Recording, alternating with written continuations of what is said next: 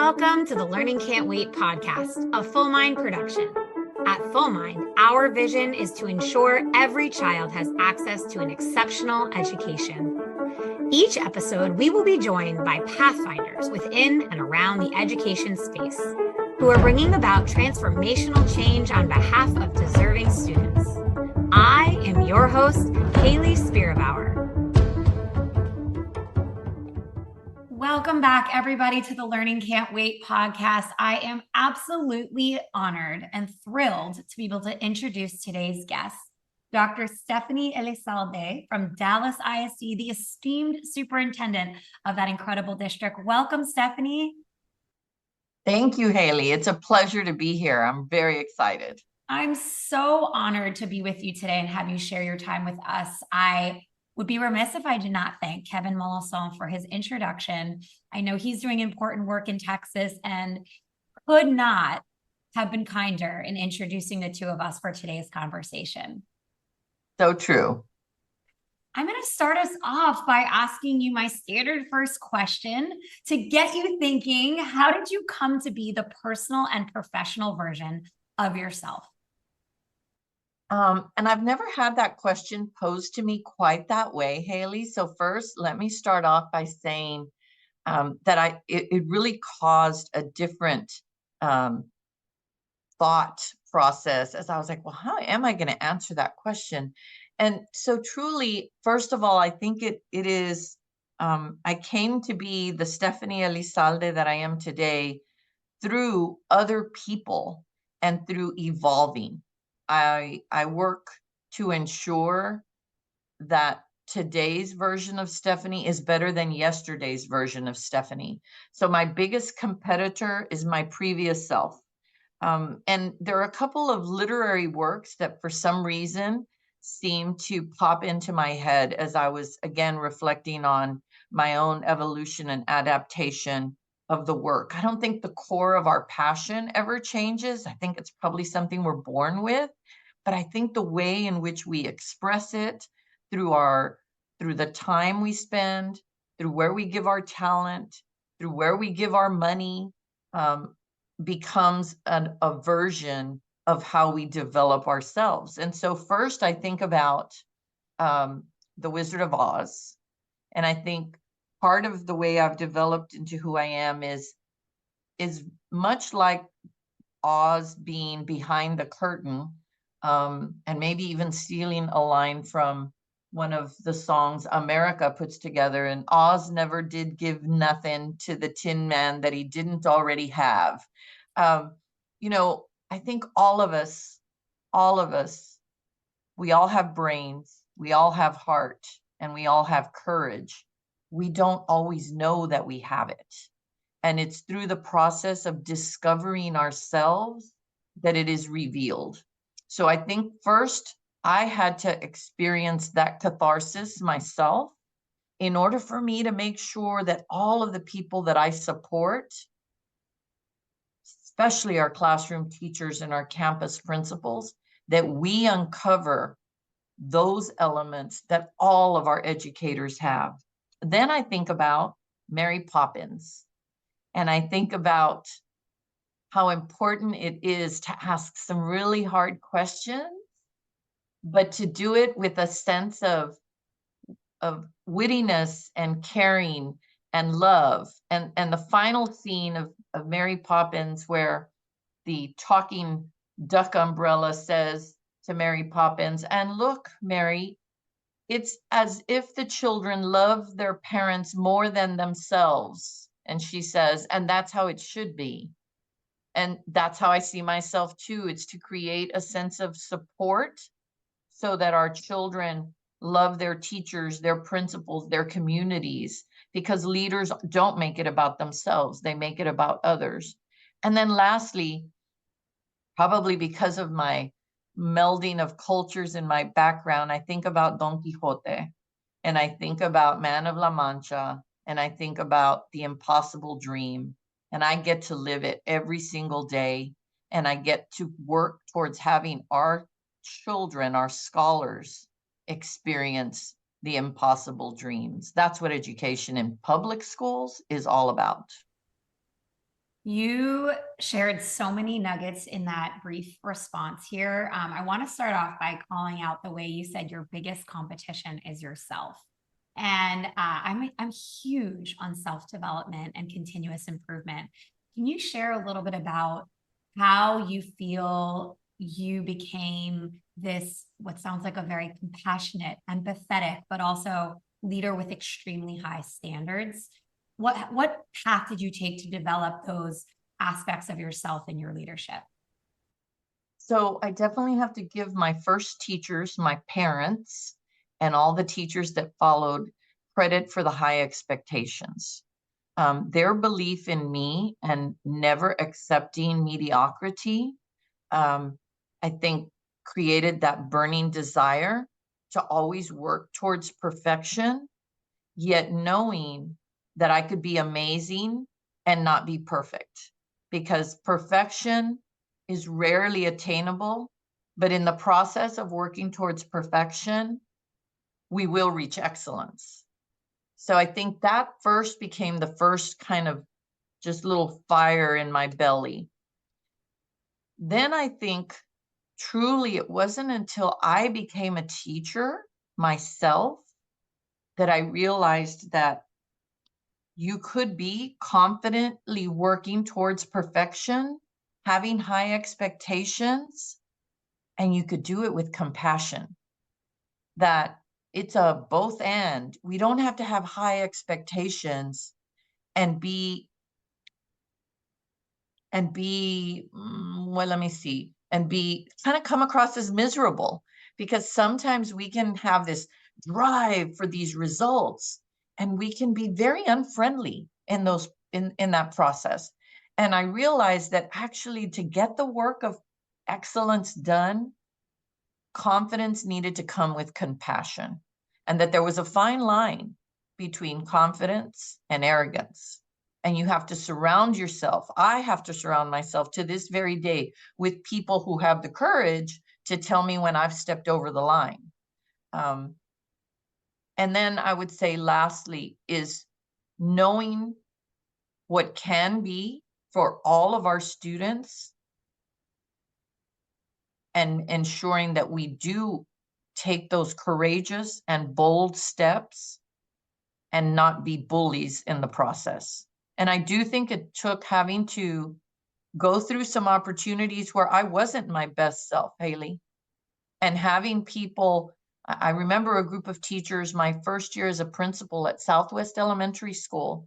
And if any of them, for some reason, were to ever listen to them, I hope they hear how I, to this day, part of the reason I'm a superintendent in Dallas ISD is because of a group of teachers who came to my office to have a very, very uncomfortable, courageous, crucial conversation with me to get me to see myself in the way that they were seeing me.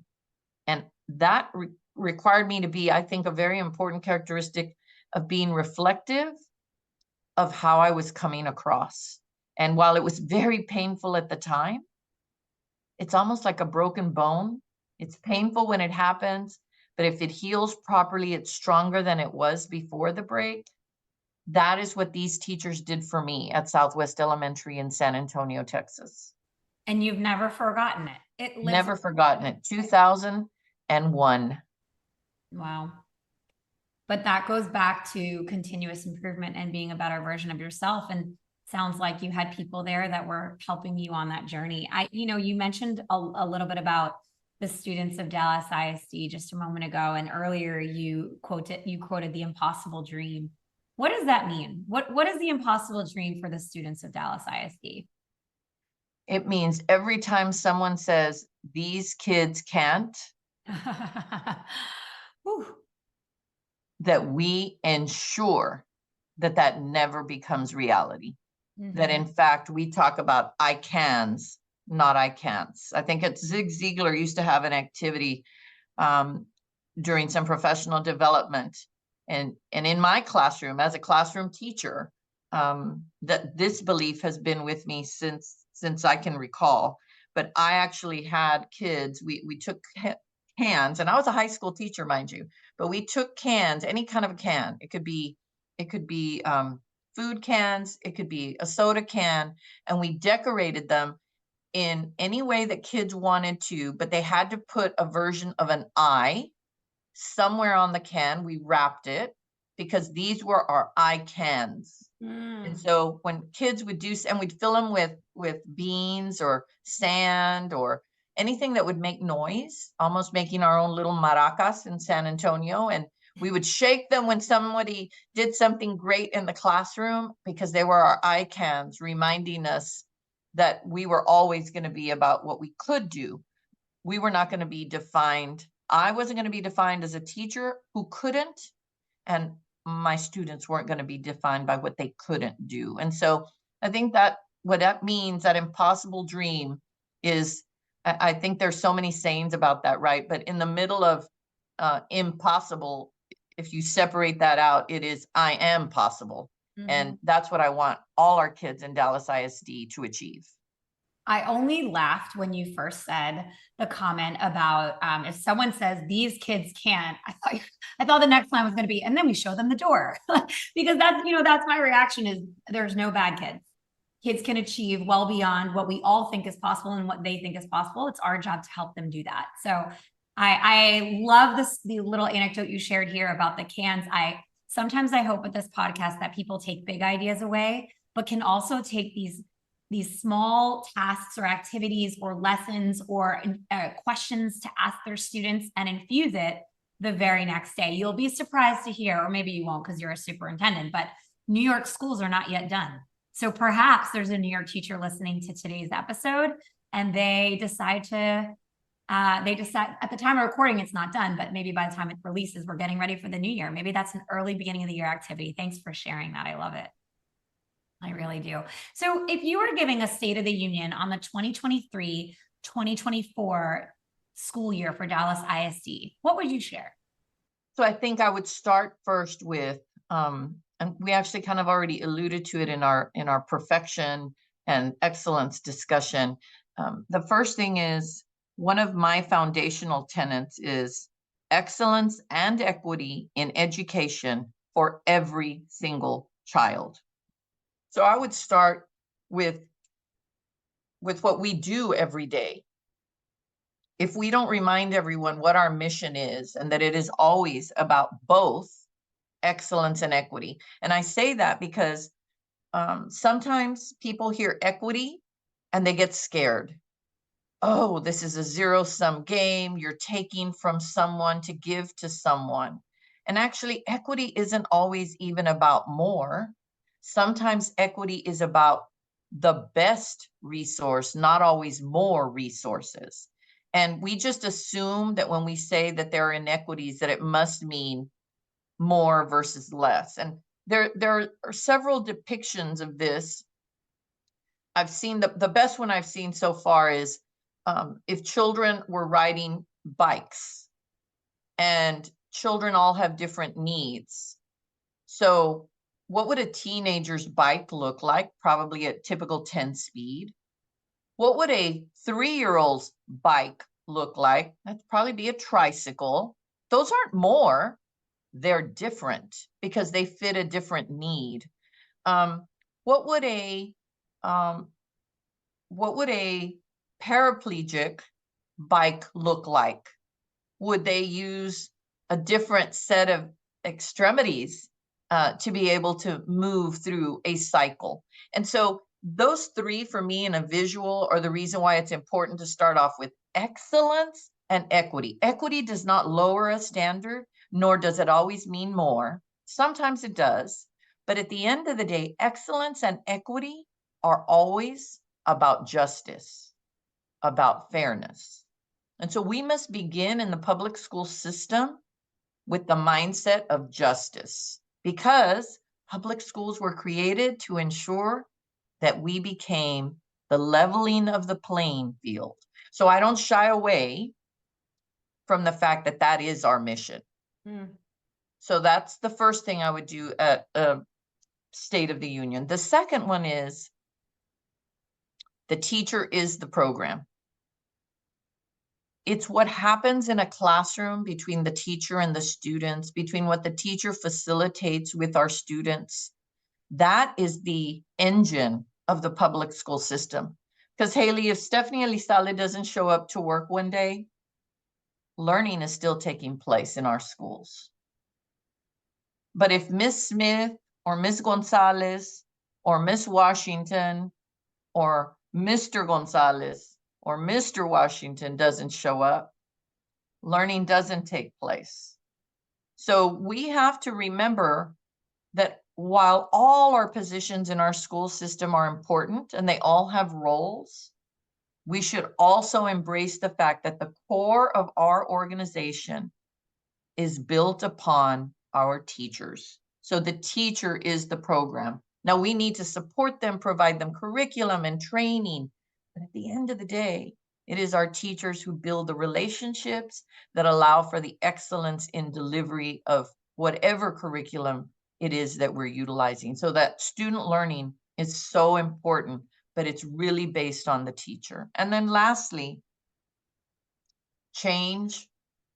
People support. Let me put this. Change really comes from the fact that people support what they help to create.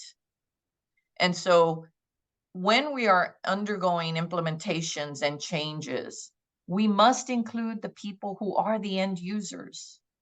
It's very easy to create solutions that don't include the people who are actually going to be implementing it.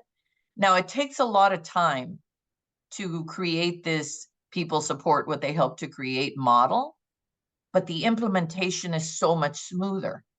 If you use less of a consensus approach to decision making, we end up with what might on paper look like a fantastic problem solving approach, and it will be very hard to implement because command decisions are easy to make, hard to enact. Consensus decisions are messy to create and much more successful in their implementation. And so I think those would be the three tenets of what happened in Dallas ISD. And so, for instance, we have right now in this period of struggling to get teachers, for the first day of the last 2 school years, we have had over 99% of all of our teaching positions filled. Yeah, that's incredible. It's huge. And so that says we value our teachers. It says we recruit them, we retain them, and we reward them. We have had the lowest number of turnover in the last 2 years.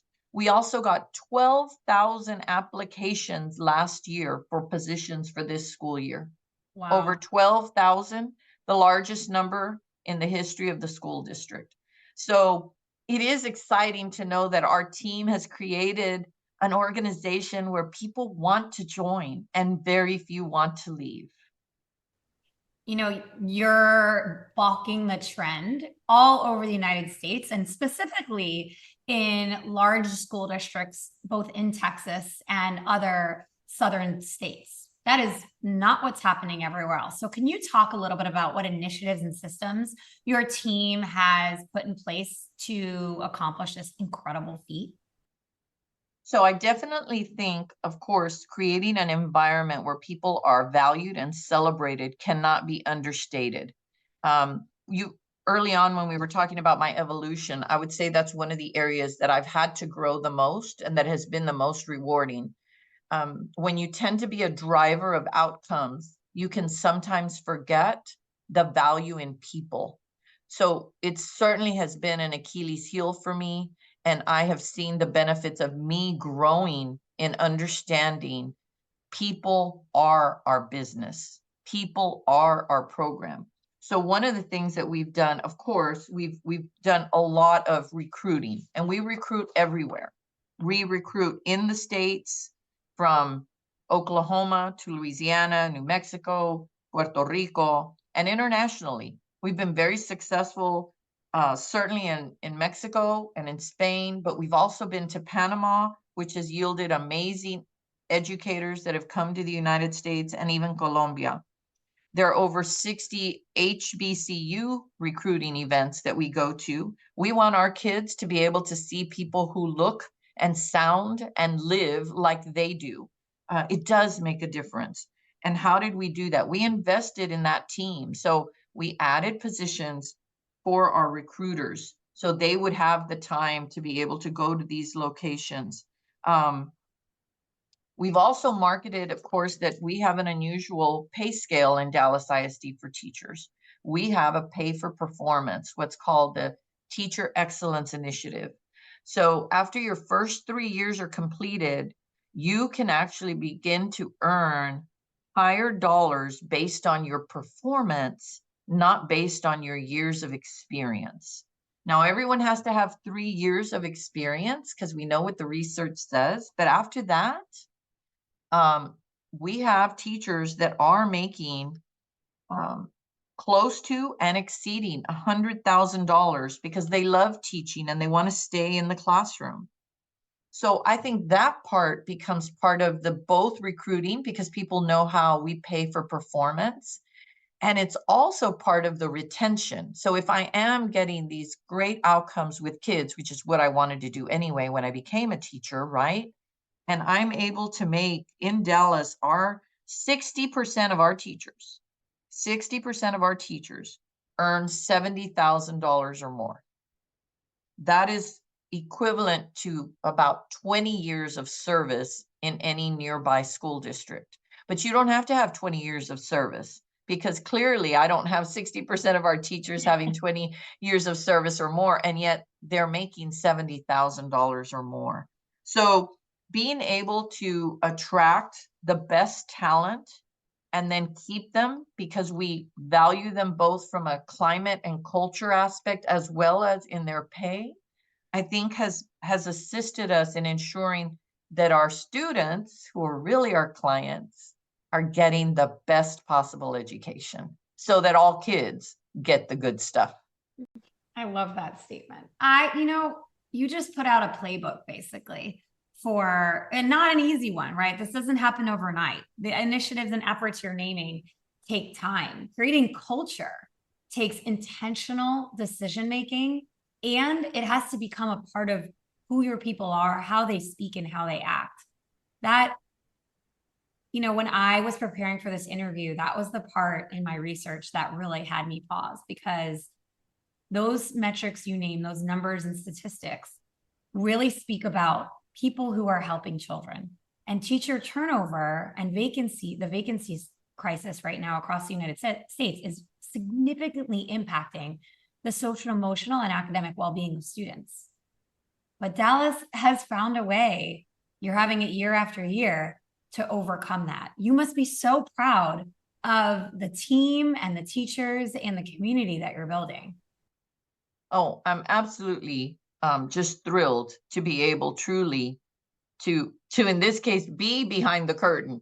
They're accomplishing all of this on their own. I'm just the little man behind the green curtain, and it's truly so rewarding when just one of those cultural kind of events, Hayley, that we did, we were able to recognize the number of years that employees throughout the district have given to our district. And so an example, in the spring of 2024, there were over 60,000 years of service that we recognized in Dallas ISD. There were 533 Lifetime Achievement Awards. That means individuals who have been with the district 30 or more years of service.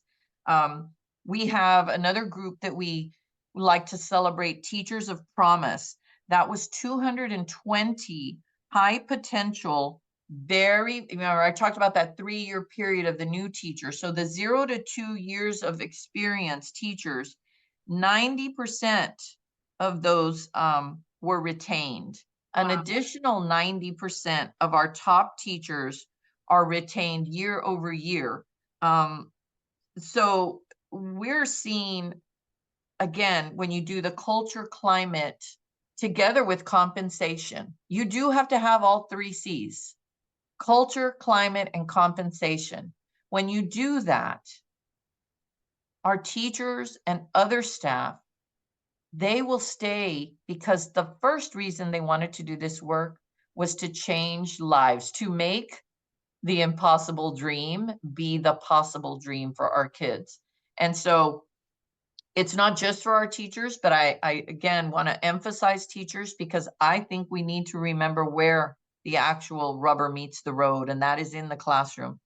Secondly, our principals, our campus leaders, who are under so much pressure these days.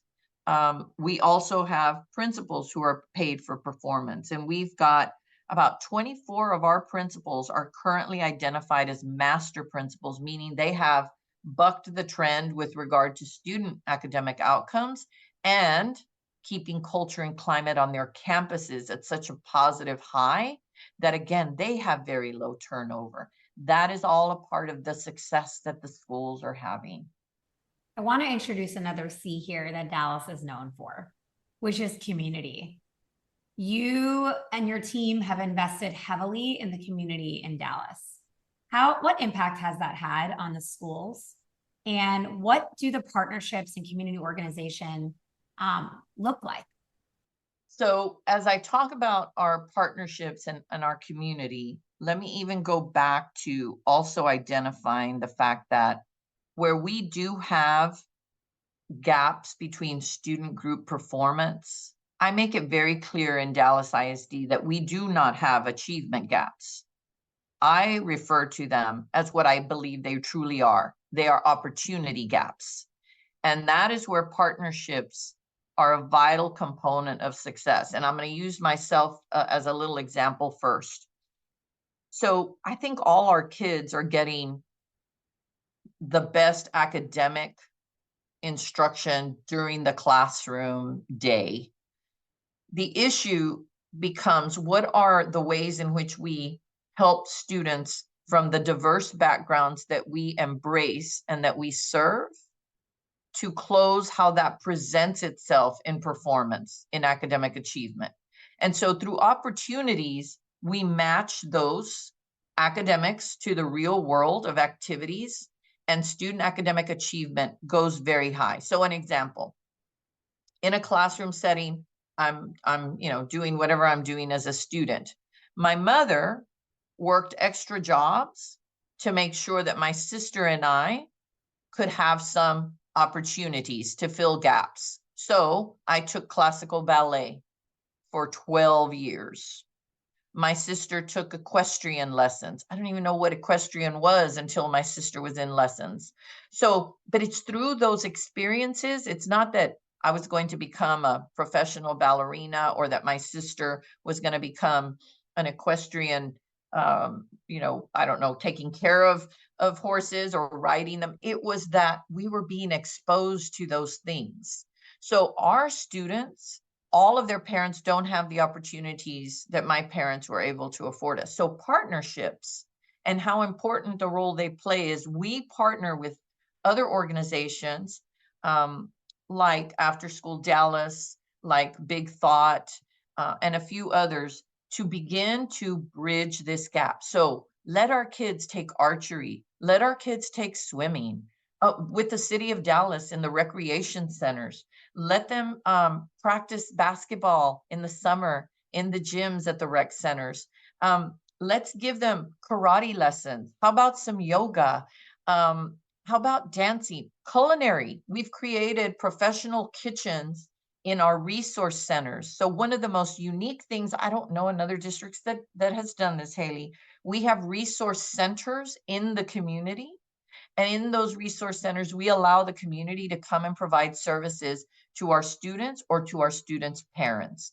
There can be things from lawyers providing pro bono work for a mom who's struggling to get child support from a dad, to immigration information. It's a variety of things, but we've seen them use the culinary cooking lessons along with the kitchens, and our kids preparing meals, learning about measurement while they're preparing meals together. It allows our neighborhoods to come in and experience their culture through the food that they cook while they're teaching their children about their cultures.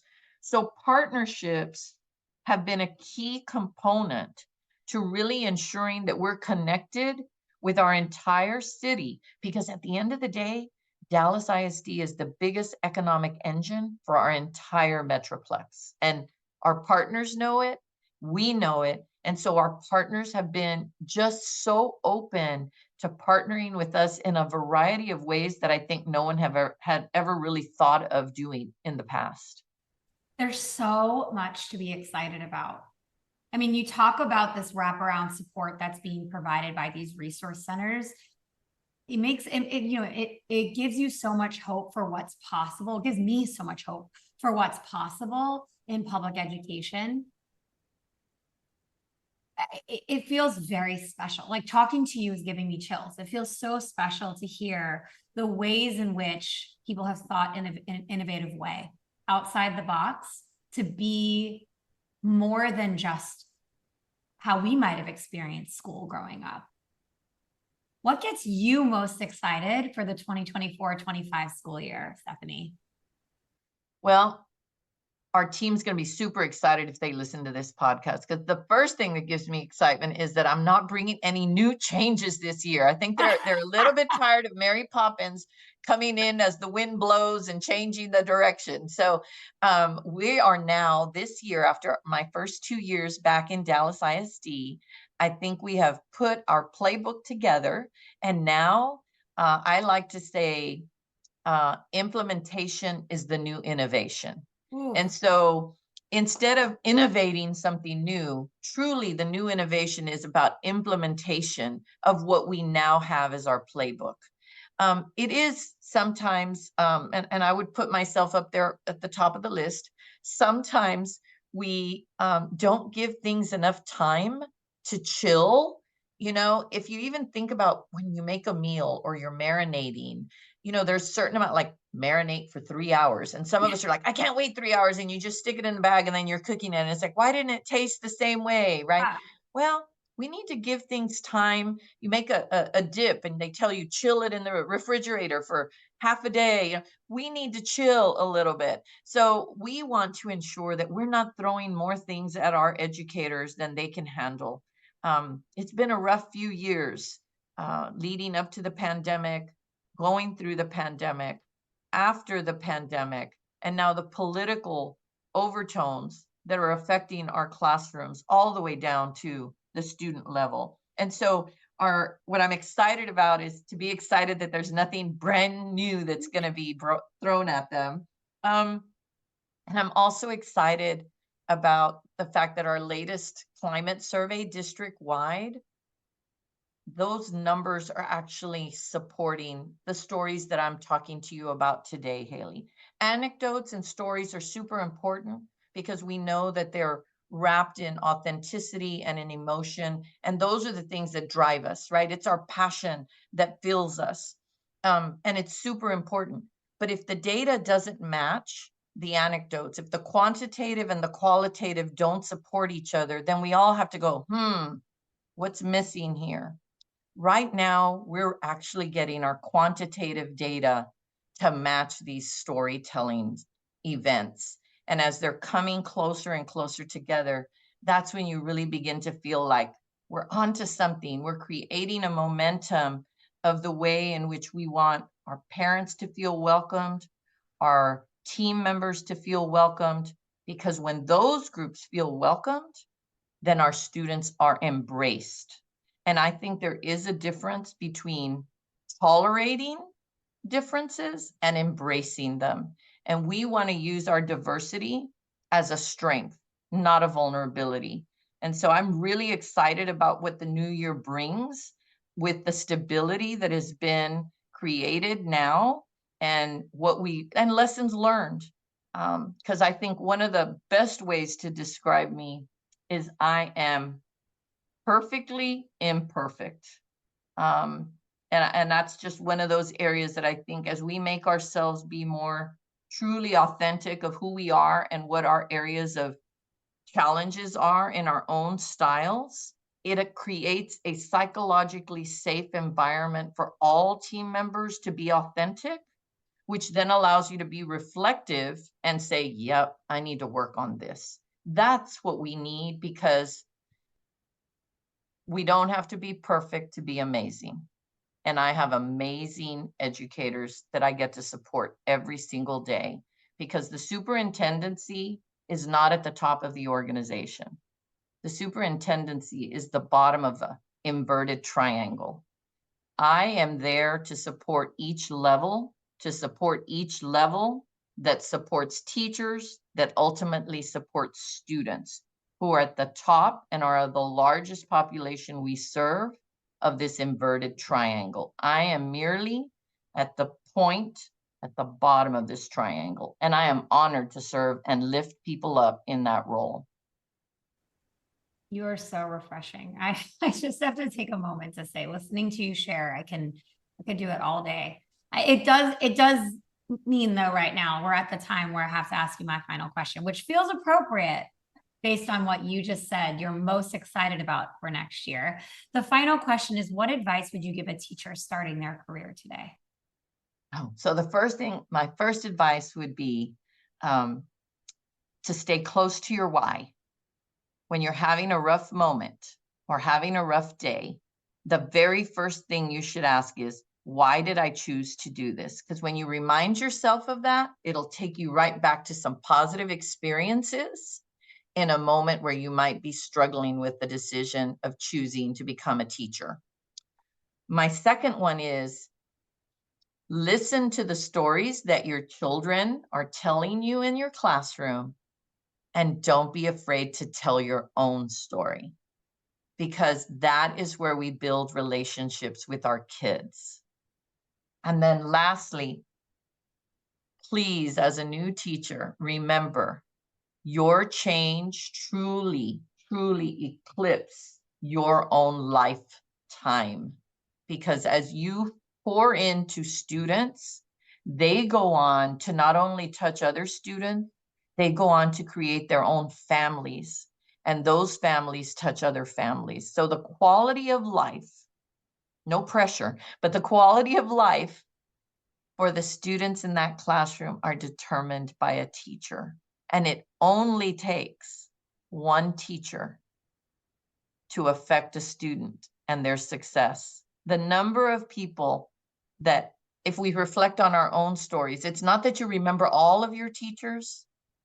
You usually remember one or two that had the biggest impact. So stay close to your why, tell your story, listen to stories, and remember, you truly have the ability to do something no other profession gets to do.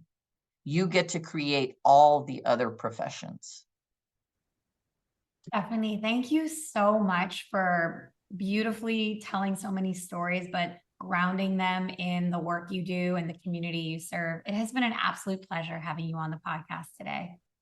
It was really fun, Hayley, and I'm sorry it took us a little while to get together, but I'm so excited that I was able to do this with you. Listen, I will take as many days in between the next time we get to meet again. Thank you, everybody, for tuning in today. Thanks for listening to the Learning Can't Wait podcast. If you like what you heard, please rate, review, and share this episode. Be the first to know when we have a new episode by subscribing wherever you listen to podcasts. If you'd like to be a guest on the show or have a suggestion for an episode, email us at podcast@fullmindlearning.com.